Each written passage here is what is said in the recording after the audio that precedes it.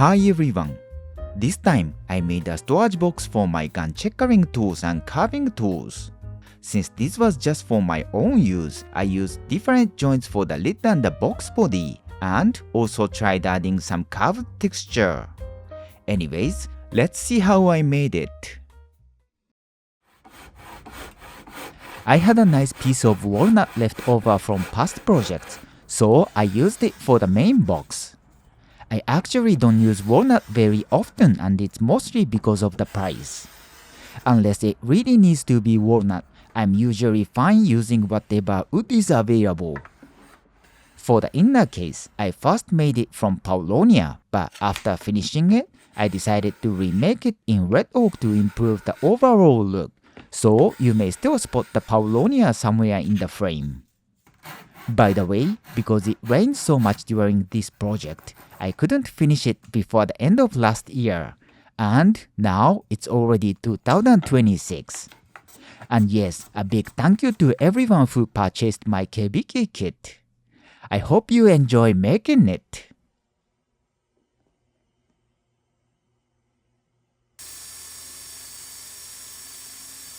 Okay, so I started by cutting a half round so it's easier to open the lid and lift the inner case.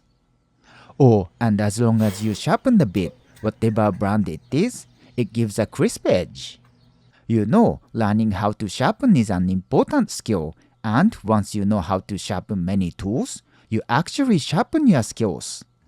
Well, as much as I want to sharpen my hands, I often cut them instead.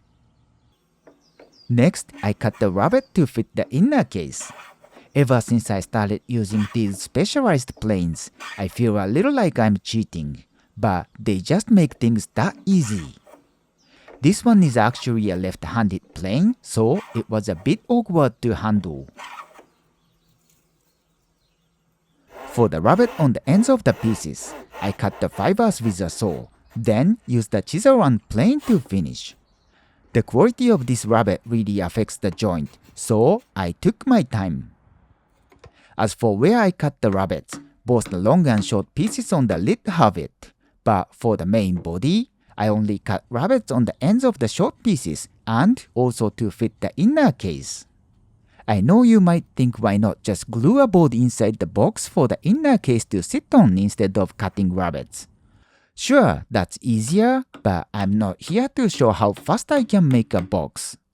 This is all about skill building and enjoying the process.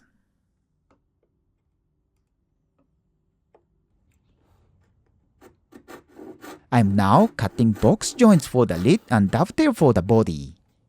To be honest, I don't usually like mixing different joint styles on one piece, but as I mentioned before, this is mainly to experience more styles and improve my skills.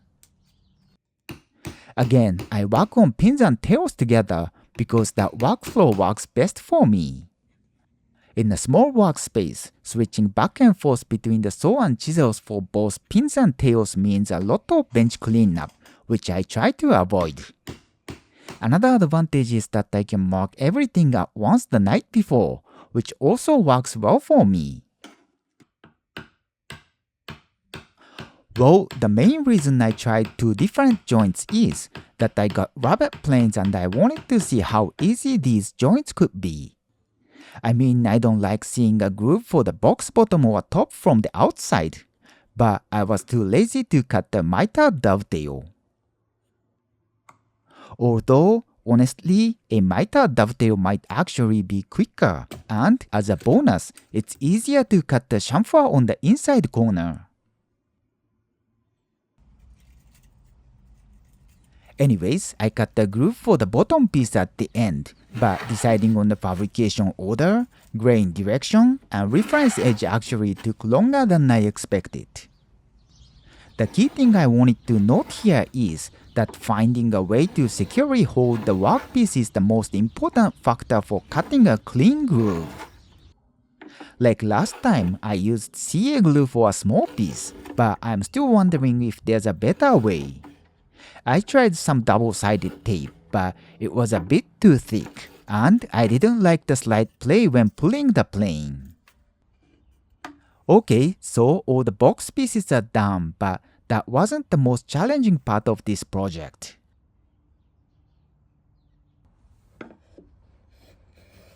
Next were the top and bottom bows, but first I had to resaw this piece of mahogany, which was left over from the front jaw of this Moxon vise. That said, I don't enjoy resawing bows, but if you are determined, it only takes about 10 minutes. After that, I quickly cleaned and dimensioned them, then cut the rabbet. I used to do this with chisels, but if you really enjoy woodworking, a rabbet plane makes it so much quicker and easier. Mine was about $70 each, but if anyone is looking for Japanese style planes like this, please let me know.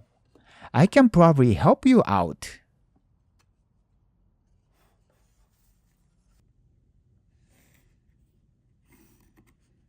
Anyways, now comes the main part of the project.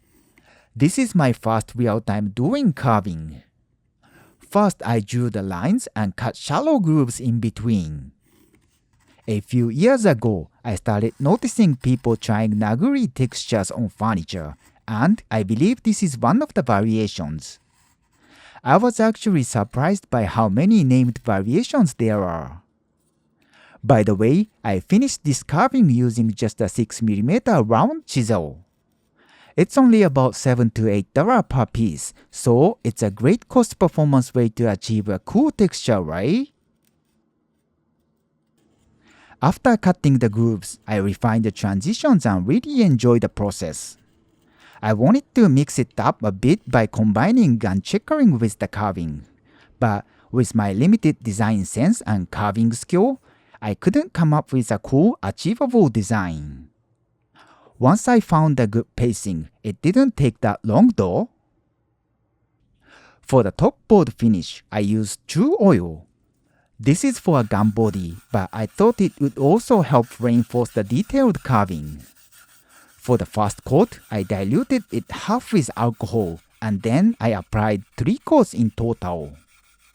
It's supposed to be a durable finish, and I really like how it feels.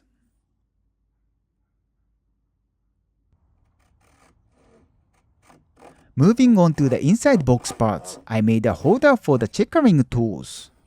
I hadn't planned to do this until now, but I had an extra piece of walnut, so I went for it. However, after cutting the grooves, I realized it was too low. The heads of the checkering tools were hitting the bottom of the box, so I needed to add a backing to raise the height.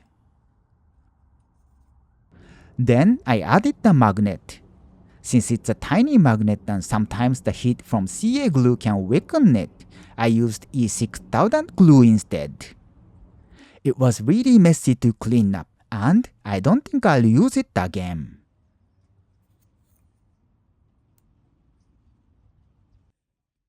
Okay, it's almost there, but there's still a long way to go. I chamfered all the pieces before glue up. I always say I hate glue up, so this time, to make clamping easier, I placed some wood blocks on the box pieces.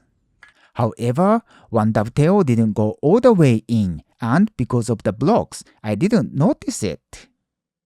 Luckily, it was square enough to match the profile with the lid. You may have noticed the inner case is already in place, but let me show you the actual piece after applying the oil.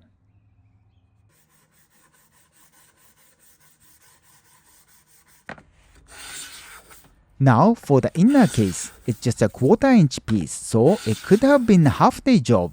However, I had to glue 3 bows together to make the bottom, and with the glue drying time, the whole process ended up taking a full day.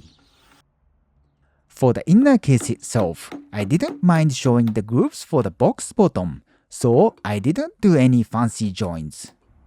If you are a beginner, cutting joints on red oak isn't easy because the marking lines are hard to see. However, that's the only downside. Red oak is easy to work with, and the nice thing is that it naturally fills tiny gaps when glued, so the joint looks even better than a dry fit. Okay, let's see the final product. I really like how the carving on the top came out. I'm not an artist who can create a unique design, but this makes me want to try patterns like this as part of a finish. Oh, and the double rabbet joints turned out nice and tight. And the dovetail was okay too. I wouldn't say this box was easy, and I did make some mistakes, but I think my mistakes are becoming more forgivable. That said, I'll always telling myself to bring something better to show next time. And that's it for today. Thank you so much for watching. I would be happy if you liked the video and happier if you subscribe to this channel. If you have any suggestion to my video, it's also welcome. See you!